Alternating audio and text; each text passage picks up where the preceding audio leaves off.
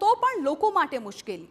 કરનાળા ગામના લોકોએ 40 વર્ષ અગાઉ ધારાસભ્ય દોલતસિંહ, બાદમાં ફકીરભાઈ વાઘેલા, ત્યારબાદ ધારાસભ્ય જિગ્નેશ મેવાણી અને સાંસદ ભરત ઠાકોર સુધી ગામના લોકોએ મદદ માંગી, છતાં 40 વર્ષથી પરિસ્થિતિ જેમ ને તેમ જ છે।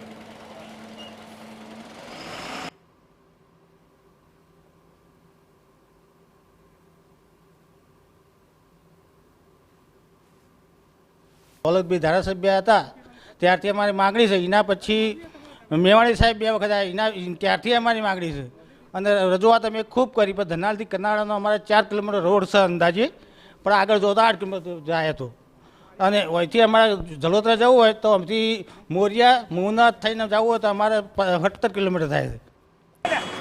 લોકોને 10 કિલોમીટર ફરીને જવું આવવું પડે છે। ચોમાસામાં તો સ્થિતિ કપરી બની જાય તેવું લોકોએ જણાવ્યું અને જો કોઈ વ્યક્તિની તબિયત લથડે તો સારવાર માટે આરોગ્ય કેન્દ્ર સુધી પહોંચવા માટે ભારે મુશ્કેલી વેઠવી પડે। 4 કિલોમીટરનો રસ્તો બનાવાય તો આ સમસ્યાનો અંત આવી જાય।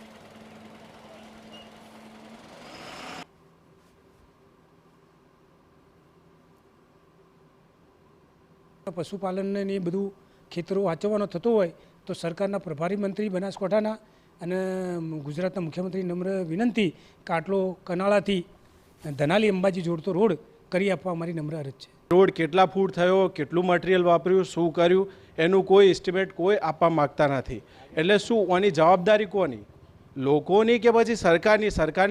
સરકારે તો આપી દીધો લોકો માટે, બરાબર, એટલે જે રસ્તો થવો જોઈએ એ થયો નથી।